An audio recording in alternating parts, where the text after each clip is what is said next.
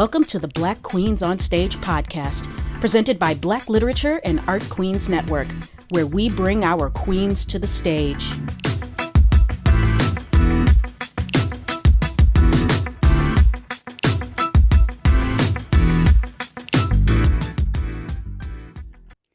Hi, everybody. My name is Ashley M. Lyle, and I am the founder and CEO of Black Literature and Art Queens Network and your host for Black Queens on Stage.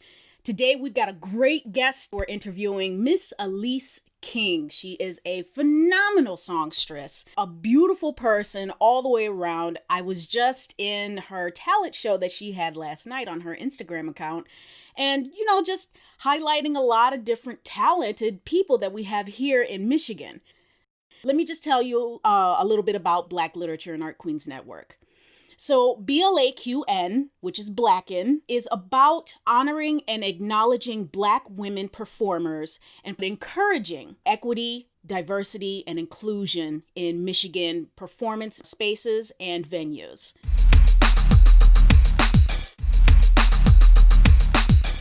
Hi! Hello, how are you? Hey, how are you, lady? I'm doing good. Good. I'm so glad that you're joining me today. Thank you so much for having me. Yeah, no problem. I mean, I've only been shortly aware of how incredibly talented you are and the different music that you've created. I was actually, while I was getting ready, listening to your SoundCloud, and it's amazing. Absolutely amazing. Thank you. So, let me just ask, first of all, how are you doing? Like, how's everything going during, the pandemic and our quarantine? It's going. I'll just say that it's going. It's not as good as I would like it to be, but nonetheless, I'm blessed. Of course, as a artist, it has handicapped me in a lot of ways, as far as because I, do music for a living, so I can't do that now. So it's just been an adjustment.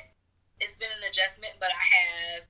Like I said, I have angels that have camped around me, and I have not went a day hungry. I ain't went without, and I've still been able to do my music. I've really been just focusing on writing a lot of music, and also I created a social media platform to do my open mics and my showcases online as well.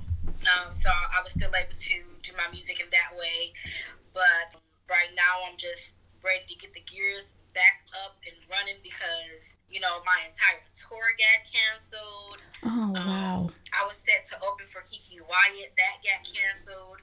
Luckily, before the pandemic hit, I was able to open for Chaka in January, so I was able to get that opportunity. But it's so many opportunities I can't even tell you that I lost out on. But nonetheless, I'm healthy. I did not get sick. I'm safe. So I'm happy. That's good. That's really good. But yeah, speaking of angels and you creating your talent show online, I was so glad to see that because it's amazing how much talent is here in Michigan, let alone Detroit, period. So seeing you put on this talent show, I was like, oh, she's doing this. Okay, she's got her own little show going. Okay, I see you. So basically, when I'm not touring, when I'm here in Detroit, I normally play like the casinos, and then in my spare time, I do open mics and showcases, and that's to put artists such as myself on a stage or a platform that they normally might not be able to reach, or just put them in front of booking agents or festival directors. I want to be able to give back to my fellow creatives. So nice. I felt bad because we actually had like 4 events planned and they all got canceled down in Musictown, Detroit, and at Aretha Jazz Cafe. So they all got canceled, and I felt bad because we had some amazing artists. So I'm like, what can I do? So I'm like, well, at least use your networking, use your connects. So I created the online platform, and I'm like, well, I can't, pay these artists for what they're doing.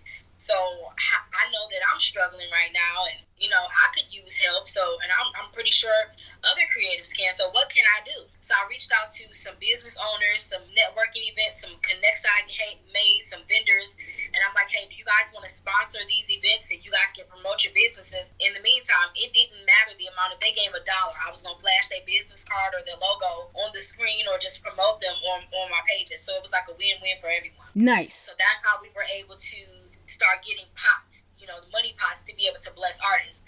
Last night, the first time since we've been doing this, we had a 4-way tie. Really? We had a 4-way tie. We were only giving away $100, but we had a 4-way tie, and because of the top 4, it was 8 artists that went, and from out of the 8 artists, we chose 4 to go to the top 4, and we were going to choose 2 winners. The top 4 were so amazing, we just blessed them all with $50. Nice. We had people on the live, and they saw the live, and they just wanted to pour into, them, and we were able to do that. So last night felt amazing to do that. That's great. God, that's so awesome. I hate that I didn't get a chance to finish watching it to see who won, because there was a lot of great talent on there. Yeah, man, it was, especially in your friend that was behind you, Singer Rain. Yes. That song was phenomenal. Oh my God, I was grooving to it. I loved it so much. I would definitely let her know that you loved it. That's her new single called Voodoo. She has a lot of stuff coming up, so I can't wait to hear and just see everything that's going to happen with her, because she is absolutely crazy talented. Yes. Yeah, that was just the whole idea of you doing that talent show was just absolutely great. I applaud you for that. So congratulations on that. Good job for that. Thank you. Yes. Well, since we've already started questions, let's really get into this interview, okay? So why don't you describe to me your style of singing? If I had to describe my style of singing, it would be powerhouse, yet soothing. A lot of people tell me that my vocals put them in the mindset of Aretha Franklin or Jennifer Hudson or Fantasia or Whitney, because I have that high range and I'm able to belt the notes as well, but I'm also able to make it smooth. So I don't know. And then, I got the gospel in me, so you get the Kimberell, you get the so it's like, I don't know. But I would definitely say powerful. Okay. I can definitely hear that myself. Like when I first started listening, the first thing that I started listening to was your performance opening for Chaka Khan. And when I was listening to it, I definitely was not expecting that voice to come out of your mouth. I was like, whoa! I was so blown away. So blown away. So that had to be one hell of an opportunity to be able to open for her, right? Would you say that's your proudest moment? I would definitely say between opening for her and when I opened for Aretha Franklin, because those two ladies right there, they paved the way for me to be able to do what I've been able to do. I was able to meet Aretha Franklin, write for her, pay tribute to her before she passed.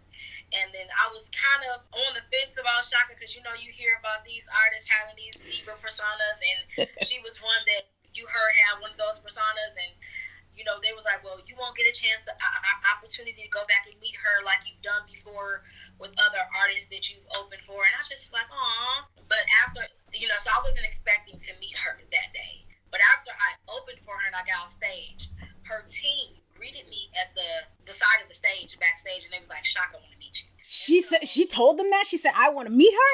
She told them that. So her team and the vice president of Motor City Casino, they escorted me backstage to Chaka's dressing room, and I got a chance to meet her, talk with her, and take photos. Oh my God. How did you feel in that moment?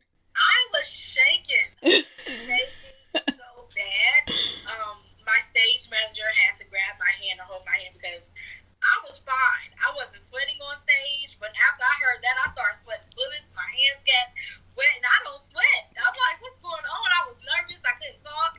I was tongue-tied. I didn't know what to say, how to feel. But as soon as I walked in the room, it was just absolute love. She told me that she caught some of my performance and she thought I was absolutely amazing. She wanted to make sure that the staff was treating me and my team right. She wanted to make sure that everything was good, the accommodations were good. She gave me some great advice as far as the music business. She encouraged me a lot. It was just absolutely an amazing experience. Wow. And those kind of experiences you only get like once or twice in a lifetime, man. Once or twice per person. So Right. That's why I don't take these opportunities for granted, because I have been blessed to meet some legends, to work with some legends. I got to open for and pay tribute to the Jackson 5. Wow. I I have opened for George Clinton, Bobby Brown, Kelly Price, Drew Hill. So I don't take any of these opportunities for granted. I just count it all joy. Wow. Oh my goodness. The experiences you had. God, you can't trade that for anything in the world. But now it was when I was listening to you perform for Chaka, it was hard to hear the audience. I guess it's just some kind of way they have it set up. Yeah, but tell me what. Set up to where you just hear the actual band. Yeah. So tell me what kind of audiences you form when you're performing. Most of the audiences that I perform in front of, they're diverse. I love to have fun on stage. I love to create a story with my sets. I love to paint pictures. I want to make people go through the motions when they hear me. I want to make them fall in love, reminisce, laugh, dance. I want to make them remember, because a lot of people, they don't remember the opening performance because they're not there to see me. Right. They're there to see that headliner, that Chaka, that Aretha, that Fantasia. But I want them to remember me. And so far, it's been working out, paying off, because I'll go somewhere and be like, you that girl that opened for Chaka, or, I opened for George Clinton in 2015, and some people are like, you that girl that opened for George Clinton, you had on all white, so it's like, I just try to, create memorable performances from attire to what we're wearing to what we're performing to the people I have on stage with me, because energy is a lot. Energy is a lot for me on stage, so I need from my squad, my team, my band members to match my energy. Anybody working behind the scenes, from my hairstylist to my makeup artist to my wardrobe stylist, it all pours into what I give on that stage. It all pours into what I give on that stage. So yeah, I mean, the audience, like I say, I think I just formulate love and just happiness. Nice. Oh man. And you did put on one hell of a show before Chaka Khan came on, and there was another one that I saw where you were at a festival. I want to say Ann Arbor, but I know that's not right. But you were just putting on a show there, and it's amazing to watch you. It really, really is amazing to watch you. How would you say that you have progressed as a singer? As a singer, I have progressed in learning how to watch the crowd, how to watch reactions, to know what songs to perform when. How do you know that? Sometimes, okay, so, as an artist, we want to go in knowing what we're going to do. So with the casinos, I do 3 1-hour sets. So I'll have a set list of 10 songs for that hour. And sometimes I may not go off of that paper because I'm going off the energy of the room. I could have these 10 songs lined up, but when I get on stage, I never know what I'm going to do because I have to read the room. I have to feel the room. I have to feel the energy. And maybe those songs don't correlate or correspond to what's going on in that room. So sometimes it's switched up. I can be prepared as I want to be, but energy is ever changing. Oh, wow. Okay. And I think that's one of the ways that I've progressed, is to not be so structured as a singer, to not just be so planned, because like I said, music is diverse. Music is ever changing. So I can't just go in there and, just have a straight line of I'm going to sing this song here. But the mood isn't saying that. You have to just be able to read your audience and read your crowd. So I think I've gotten better as far as being not just a singer, but a performer and an entertainer. And being able to read the room like that must take, I would say that would probably take a lot of concentration and preparation on your part. What kind of preparation would you say that you do before a performance? It does. It takes a lot of preparation. It takes a lot of concentration, but I have a great team on stage with me. I have my musical director. I have my assistant musical director, my band members and my background singers. And we're a team. And sometimes, even if I won't see it, they will. So sometimes we might call out different songs. I'll turn around, like we may play one song and I got the audience in a groove, and I'll turn around to my musical director like, okay, let's do this song. And he'd be like, Lily, I feel like we should do this song. And as him being my musical director and him having that musical instrumental ear that I trust him. So my band's on fire. When they're feeling, we all just flow. We all just flow. We go with it. You can't practice that. Right. You can't practice that. That's built over time. That connection, that energy, that's built over. You can't practice that feeling. You can't practice that groove. Like I said, you can put down all day what songs will sound good or what songs you want to do.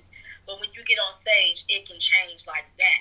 So you just have to always be prepared. Mm-hmm. Of course, I'm not going to choose a song that we haven't done in 5 years, but I do trust my band that if I did choose a song we haven't done in 5 years, that they should know is they are up to par musicians and up to par singers. What does the rehearsal process look like?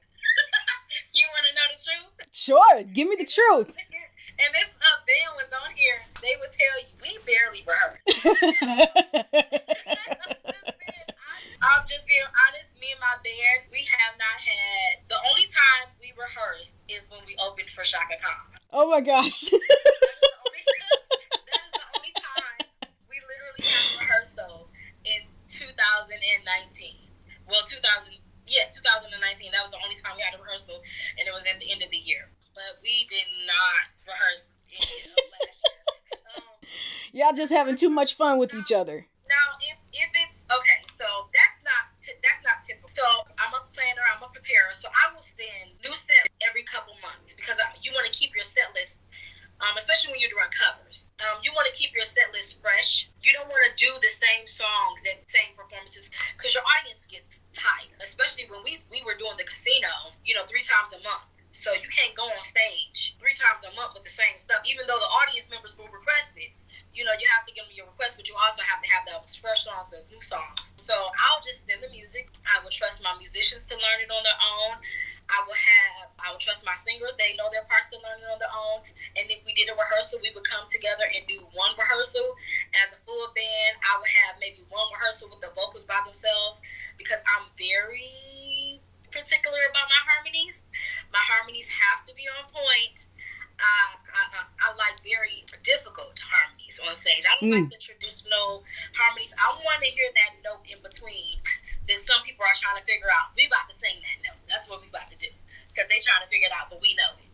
So my assistant musical director, he's a note Nazi. Okay, so if you hit a wrong note on stage, that's it. He gonna give you the eye. This is what you gonna get on stage.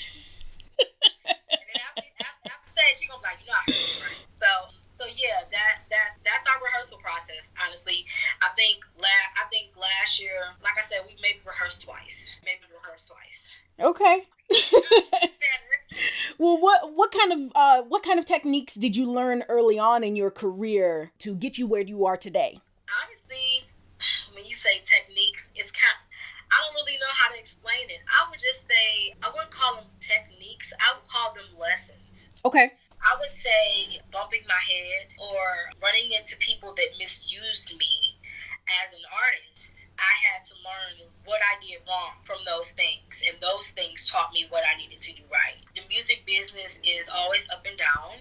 You never know what you're going to get, but it taught me to be able to be prepared and things. I can't, as much as because I'm a very open and giving person, it just always taught me to have my paperwork in order. Okay, to always have things on the dotted line, signed, sealed, and delivered. Make sure that deposits are there. To make sure that before I even show up to the venue, the rest of that money is paid. Because there have been times where, coming up in the music business, you trust in people and you have an agreed amount that you're set to, and then when you get there, it's changed. And now you got 5 and 6 band members looking at you like, well, what we gonna do about our money? There were plenty of times where my band got paid, but I didn't. Wow. I took that loss because it was my responsibility to secure that. And that was a big lesson that I had to learn. I had to learn my worth, what I was worth. I had to learn the business side of things. And so I think that's the biggest, technique. Okay. What would you say was the biggest lesson that you learned in all of that, in the situations that you were talking about? The biggest lesson that I learned in all of that is that, how do I say this? There are things that you need. There are definitely things that you need people for in this music industry, especially if you want to get to the next level. But there are things that you can do for yourself that you don't necessarily have to pay someone else to do. Since 2015, I have been self-managed. I do not have a manager. In 2014, I had a manager. When I had that manager, I signed a bad deal. My career, and I was just starting off. But I had come from singing with the band, so I had created a fan base. People knew who Alise King was, and I felt like the deal I signed at that time with that local record label, they saw an opportunity and they pounced on it. And they just wanted to make money off of who I was and what I was doing. And I didn't see that because I'm just so happy. Oh, I got a deal, but they didn't do anything for me. Nothing. I was just able to say I was a part of this company. But there was absolutely not one thing that they did for me. I paid for my own studio time. I paid for my own materials, my own projects. I booked all my own gigs still. They never booked me a gig. And I was still shelling money out to them. So I'm like, well, what do I need them for? Right. What is it that I needed them for? So the biggest thing that came out of that for me is that trust yourself. I had to learn how to trust myself, that when I feel something is wrong, go with it. You know what I'm saying? Investigate, make sure, that, I got all my ducks in a row. But just trust your gut in this business. Like I said, I've been very particular because, like I said, I have been burned in this business. So I haven't had a manager since, and I've been very successful. But I am at the point now to where I do need one because I just want to be an artist. Right. Because right now I'm tour manager, I'm booking manager, I'm the artist. I do everything from our own graphics to our contracts, negotiations. The only thing I don't do is wardrobe, hair, and makeup. And sometimes I do hair and makeup.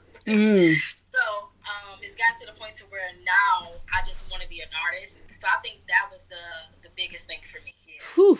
Man, I can't even imagine. I can't even imagine that. You telling me the different situations that you went through with bad management. Explain a moment where your blackness and your womanhood were put into an undesirable situation, and how did you overcome it? I'm not going to say this particular festival's name. Okay. But I have my fellow creatives. Mm-hmm. And sometimes, we may discuss, if we get on the same festival, we may discuss, yeah, I got that festival too. I got this slot, and they paying, girl, they ain't paying much. They giving me this and that and the other. And then when you talk to somebody else, they giving them this, and it's a guy. And it's like, okay, well, no offense to you as an artist. You my homeboy and all, but I've been doing this longer than you. My credentials are way, it surpasses what you're doing. Why is it that me and my squad are getting this and you guys are getting that? Especially when the slot that I have is the headliner slot. Oh, wow. I get the prime time slot, but not the prime time pay. You get the earlier spot with the pay that I initially wanted. I have had that happen to me several times, and it's nothing to take away from male artists, right, or men at all. But sexism does exist in the music industry. It does, So sometimes that's why I want a male manager. I want a male manager. I don't take anything away from females. It's just I feel like having that male manager can get me a little bit further because people respect men more for whatever reason, and it's like it should not be that way because I can do just as much as a man can, if not more. So it's a lot of limitations placed on me because I'm a woman. After that experience, I never did that festival again because I wasn't the only female that had that issue. It was other creatives that I had spoke with just because I wanted to make sure I wasn't crazy. And these were women who had to pass me in what they were doing. And they were like, well, yeah, they gave me that too. And I but this man getting this. And I'm like, that's a all guy or all male. Wow. And it was just like, it was crazy. It was absolutely crazy. There have been some times where my color has played a part in it. You deal with different personalities. You deal with different people. You deal with different companies. I've even had to deal with a situation where one of my team members was called a monkey at an event we were doing. One of my team members was called a monkey. By someone who was not black? By someone who was not black and by someone who was working that event. Jesus. Yeah. And of course, my team member reacted. But, I have to, hey, we are at work. Right. We're at work. Yeah. We're contracted. So we end up doing the event. But afterwards, I definitely let my voice be heard. And what was crazy is that instead of them apologizing or reprimanding that employee, they wanted my team member to apologize to that team member. Why? What for?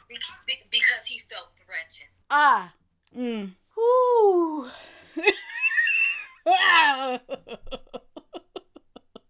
Of course. He's going to feel threatened after you called someone a monkey. Right. Of course. All my team members said is what you say to me, but because I guess his face was scrunched up or he, was angry, you felt threatened. What is he supposed to do? Say it with a smile? So God. It's a lot that you deal with. It's a lot that you deal with. Jesus.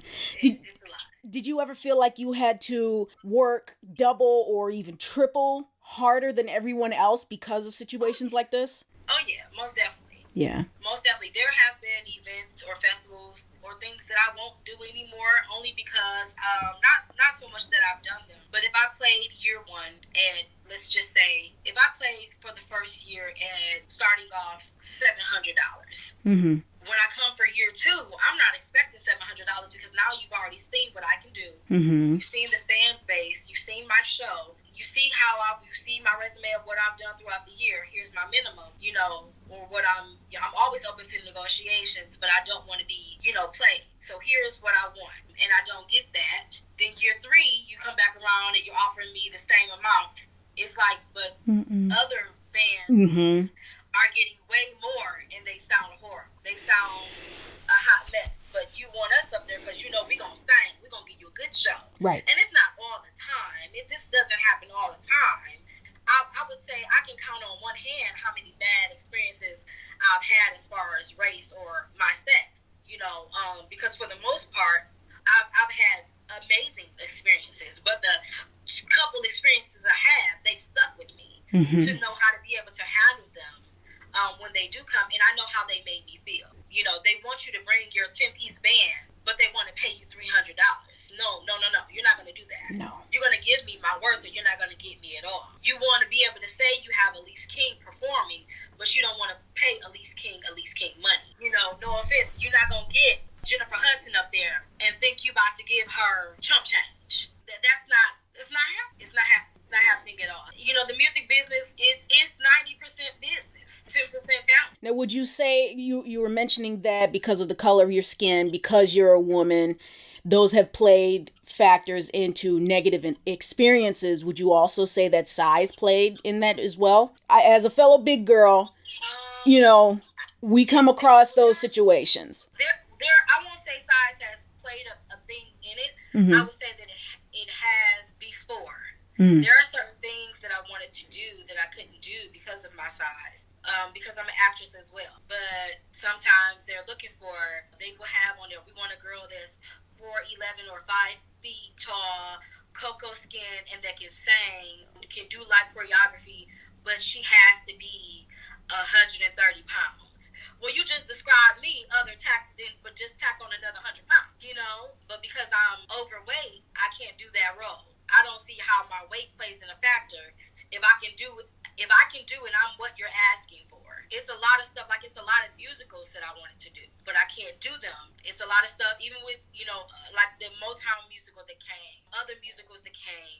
Everybody was little bitty back in the day. Everybody was skinty, so I can't, even though I qualify, I can't go for those because I'm a big girl. Right. You know what I'm saying? So it has made me want to restructure the way that I look, but I look at it like this: God don't make no junk, so why am I going to change his perfection? Right. Exactly.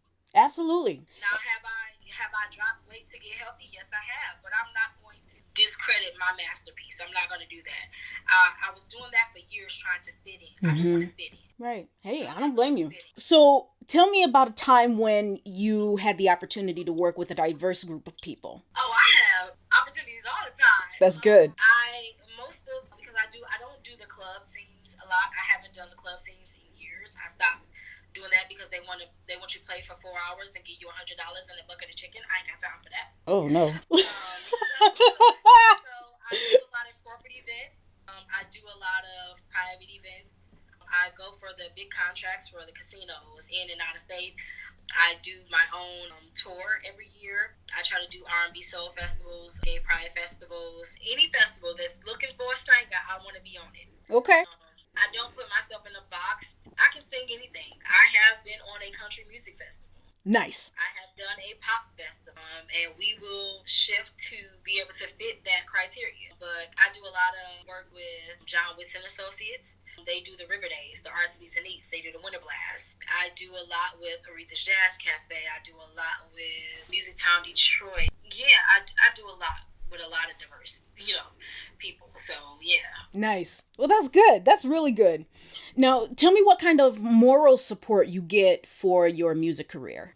Moral support, my fans and supporters are absolutely amazing. I tell people all the time, I don't have a billion followers. I don't get a million views. But let me tell you something, the 10, 20 views I get, the hundreds or thousands of followers that I do have, I appreciate every single one of them. You know, all it takes is one person. Mm-hmm. All it takes is one person. My job as an entertainer is simply to do that, to entertain. When you come to my show, I want to make you forget whatever bullcrap you were dealing with at home or at work. I want to make you have an amazing time. And I'm going to do just that. You know, I want to see that lady that walked into that room, frowned up, leaving out with a big smile painted on her face. The money is great because I'm able to now, you know, make a living doing what I'm doing and pay my bills to where I don't have to work a 9 to 5. But the most rewarding is when you get off stage and someone walks up to you and they tell you, oh, you encouraged me, or that was my mom's favorite song, and, you know, today is her birthday and she passed, but you didn't know that. And I just felt like you were used to do that because I was really sad when I walked in here. Or, you know, stuff, they want to take a picture with little old me. It's stuff like that. That's got to give you like that warm, fuzzy feeling inside when you hear stuff like that. A lot of people don't know what goes on behind stage. Right. They don't know what happens off camera when the lights are not on.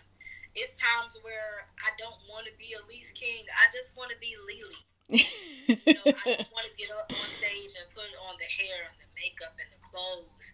I just want to sit at home with my messy bun and my pajamas. So when I get those encouraging messages, or when people are sharing and supporting my music, that moral support is absolutely everything to me. Mm-hmm. Because there are just days where I just don't want to do it because I'm going through something myself in my own personal life. And now I got to get up here and entertain you like I ain't going through. You know, so I mean, but music is therapy and music is healing. Mm-hmm. So while I'm trying to heal others, I'm healing in the process.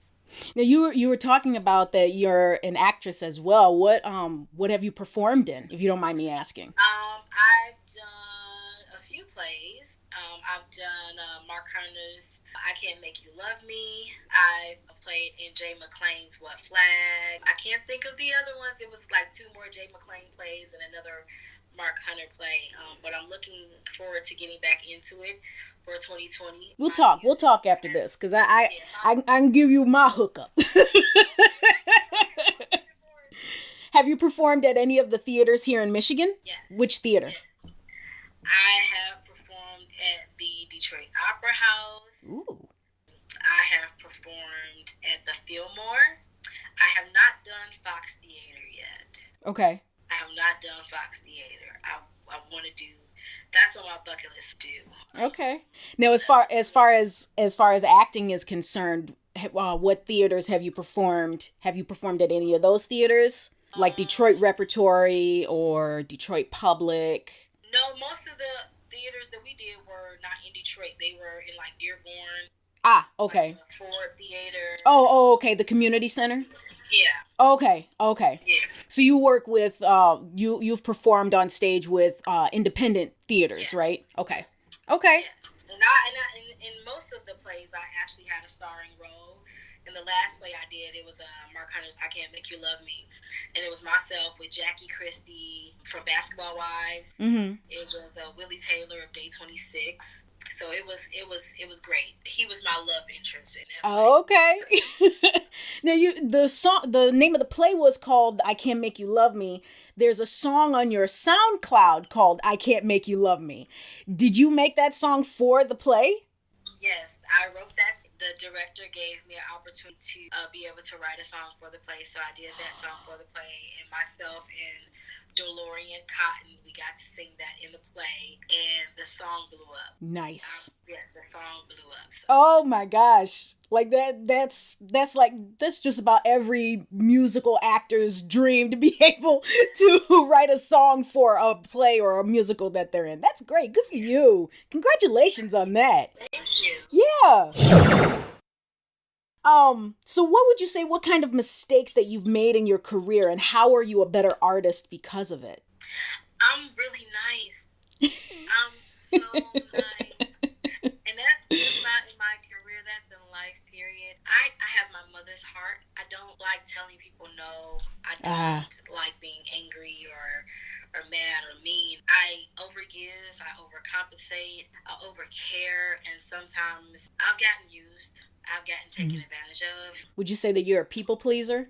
I guess you could say that. I guess you can say that. Yeah. I just want the people around me to be happy. Yeah. You know, and if there's something I can do to make that happen, even if it means sacrificing something that I need, I'll do it. That's understandable. And I've had people come into my circle and they came in because they just saw me as a dollar sign, or they saw me getting booked for a lot of stuff, so they wanted to be a part of it. But they were just coming because they wanted money, but not to be a part of the vision. And I didn't see that. And I got used in a lot of ways, hurtful ways. And it just taught me to really open my eyes and see, you know, who's for me, who's for my vision. And in the process, making sure that I am understanding and respecting their craft as musicians and artists as well. I don't put my band members or my singers under contract. I mean, per gig, yes. Because I've had times where I would have a musician cancel on me the day of because they're getting $25 higher pay, you know, from someone else. But if it's an emergency or something like that, then no. But it's just, I would say that's my biggest downfall, is that I'm really nice. Mm-hmm. Yeah, look, really nice. Really nice. Really nice. Like me and my band and my singers, we're a family, you know. On top of them, because some people, they just show up to the gig, play, go home. No, we kick it. You know, I cook dinner for everybody. You know, you gonna get stuff at the gig. You gonna get paid on top of the gig. You need gas money. Like, I overgive, and I had to stop doing that because everybody doesn't deserve that. I had to stop because I would go home broke. Wow. And everybody else was going home with money in their pocket. So I had to stop doing a lot of that. How did you create those kind of boundaries for yourself? Do you give yourself like some type of mantra, or have you said, no, I'm not going to do that? Or like what kind of boundaries have you created for yourself? Boundaries that I have created for myself. I'm not going to say I have. God has implemented people in my life to be able to say no for me. Okay. My stylist and my friend, I would like to also say she's my business partner because she invests in the brand that is Alise King a lot. She reminds me, no. This is a business, and you have business expenses, and you have to live too. So even when I want to say yes, she just reminds me that I can't keep putting other people's needs before my own. I've also, and I'm laughing because she just got on the line. Her ears must have been burning. I would have her sitting on my shoulder. You know, I call her Nick. Hey, Nikki. She'll sit on my shoulder, and when I want to overcompensate or overgive, little Nick will pop on my shoulder. No. We're not doing, you know, she's one of those people. Also, I have friends that, you know, are in the business, and they tell me, you know, Alise, you're too nice. You know, Alise, you're too nice. You can't overcompensate, especially when someone doesn't deserve it. You can't overgive or care too much, especially when someone doesn't deserve it. And then if someone messes up or makes a mistake, at the end of the day, it's my name that's on that paperwork. So I'm the person that gets those, you know, repercussions. So I have to still make that person take responsibility in some way, shape, or form, whether it's having a meeting or coming to an understanding. And if they can't come to that understanding, there's another discussion that has to be made, or there's action that has to be taken. And I have had to let people go. I've had to part ways with people, and I don't like doing that, you know, because I don't want nobody, you know, feeling no kind of way. But at the same token, I have a brand and a name that I have to protect.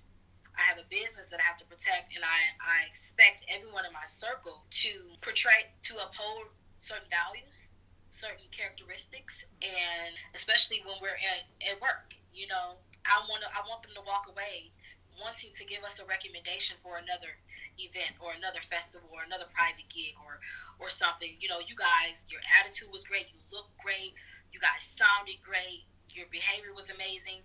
I don't want to hear about, this person, they took this, or they were doing this, or they were talking out loud, or they came in smelling like weed. No offense to what you do in your own personal life. Right. But when it's time to work, it's time to work. Straight professional when it comes to me. And we have a ball. We have an absolute ball. Nice. On stage. I'm talking about we be up there partying. We partying while getting paid and we having a good time. So that's my biggest thing is I'm too nice. I'm too giving. I just have to learn how to be the boss and not their friends all the time in business. Because I'm a sweet person. And my heart gets me into some really messed up situations, and I'm an emotional person, and my feelings get hurt easy. So if I didn't went to bat for you, or I didn't stage you, and then you turn around and you do something messed up to me, it's like, dang, well, I kind of looked out for you, and you kind of like gonna bail on me on the performance, or you're not gonna do this, or you're not gonna do that, and it's just kind of like, dang, now I'm looking to it. Right. So I just gotta learn how to be more strict. Yeah, I hear you on that. I totally hear you on that. I can be that way sometimes too. And then I was when I was talking to my last guest last week, Deborah Lane Spencer. She was one of the things that she was saying that she learned the value of no, and that's when she said that it was like she dropped a brick right in my hands. Like, wow, like I'm still learning the value of no. Yeah, I mean.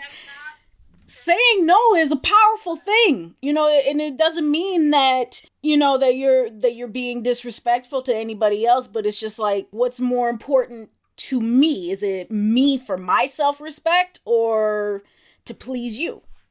Yeah. Yeah. So let me ask you this. Describe a moment where you had to deal with a heckler.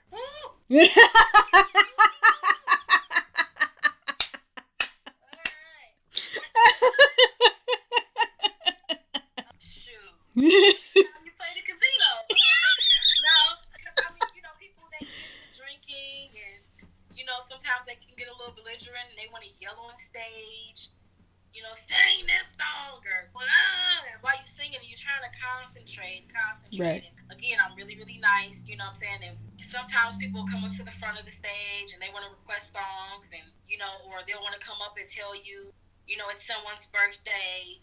Or, it's our anniversary and I try to, accommodate and go and listen. And then sometimes you get that one that just don't want to let your hand go. Yeah. And they want to tell you their life story. And I got to get up and sing this next song. My band has started playing already. I actually had someone walk on stage one time and grab the mic. In the middle of you singing? I had turned around to my band. I turned around to get a drink of water. And my musical director asked me what song we were going to do. And this was kind of, I won't say at the beginning of my career, but it was somewhat. But he grabbed the microphone and was like, and it was like a bad thing he said in the beginning. But at the end, it was horrible. He was like, I just want to say, this band is the SHIT and these nuts. And I'm like, what? And these nuts? Yes. Oh, my God. Why? He proceeded to, drop the microphone. And we had our own equipment at that time. So it was like he was about to break the microphone. And I was like, oh, my God. And then the rest of the night, they didn't put him out. He was just, mad. So he just kept yelling stuff on the stage. And I was just like, oh, Jesus, be a fan. I've personally never dealt with a heckler, because I'm an actress myself. I've never dealt with a heckler, but I've dealt with those annoying laughs in the audience. I had one where I was in a comedy. As we were telling the jokes and making the audience laugh, it was just this one solitary laugh. It was just a, ha! And it was just, it was the weirdest laugh. And then not only that, but it was making it worse for us to perform, because he would just laugh at the moments where we know that it's funny, but him laughing like that made it worse. So yeah. You could be in the middle of a song and someone's trying to get your attention while you're singing, and they want to get your attention. It's like, I'm performing right now. I can't come down there and talk to you, Right. And then they keep calling you, hey, you, hey, baby, hey, you. And I'm just like, I can't talk right now. I'm in the middle of performing. When they want to shout songs, don't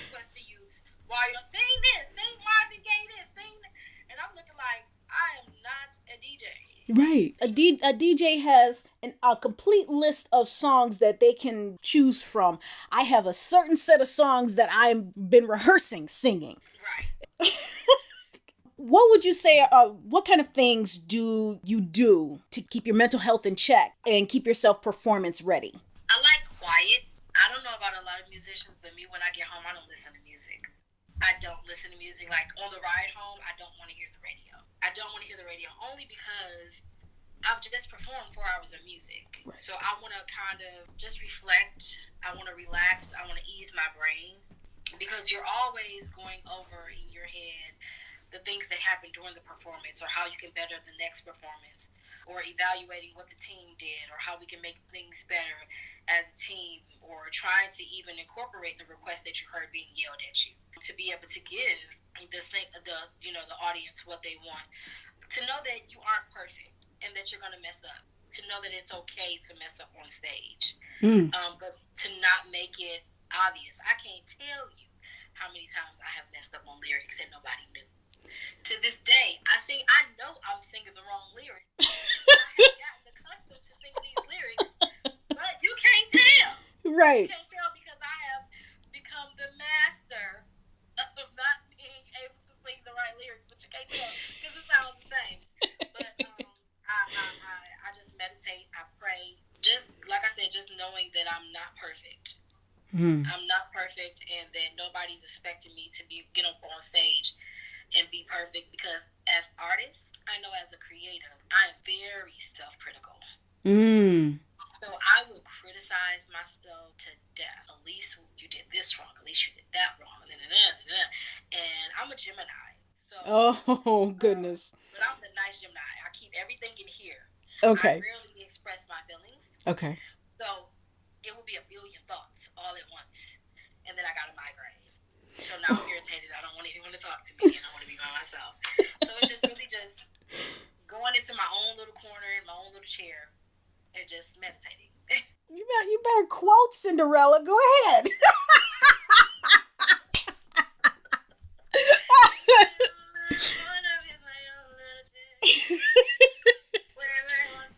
That's my show. Yes. Okay, so let me ask you just a couple more questions. I've got like 3 more questions, and then we'll be all set. Now, what have you been working on during this shutdown? I have been writing.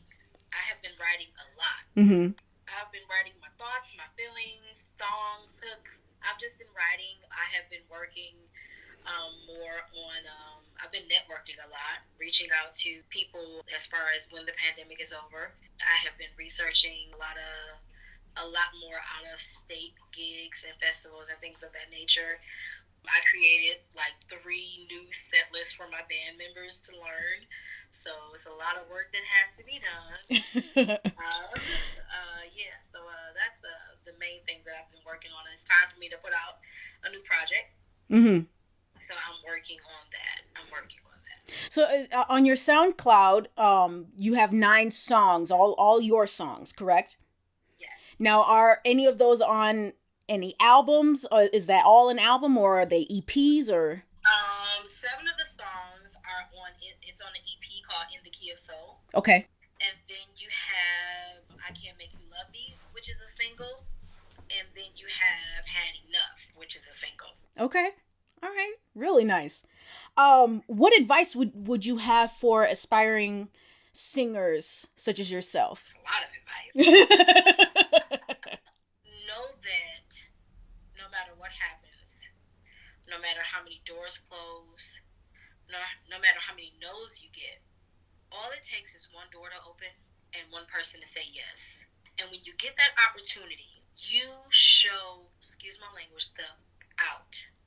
And make them remember who you are and why they considered you for that opportunity. When you do that, the floodgates will go. They will open. They will overrun. Like I said, when I got my first major opportunity, I was coming out of a bad spiral as far as music. I got one call to open for George Clinton, and I was not taking any prisoners. I showed out. From there, I landed my first big contract with the casino. Nice. And I held on, and from that, I was able to hold on to that contract for 5 years. I still have that contract now today, just from that. From that, I was able, like I said, I was able to play many stages, many festivals, do many opening acts. Again, I had heard so many no's, so many doors got slammed in my face, but when I got that one opportunity, I showed my ass. And when I got on stage, but behind the scenes, backstage, everything was professional. Everything was done correct and decent and in order, and everything afterwards was. So when you get that opportunity, you grab it by the horns and you ride it. You ride it, and you make sure that your follow through and your follow up is strong. Because people don't want a messy. They don't want a messy entertainer. Right. They don't want an arrogant entertainer. They don't want a messy band with problems and dealing with baby mama drama and all. They don't want that. They don't want that for their club, their establishment. They don't want it. You know, even if you feel like you got to put that mask on, make that money, take that mask off, spend that money. There you go. And then my final question for you is actually a suggestion from you, and it's called The Queen's Request.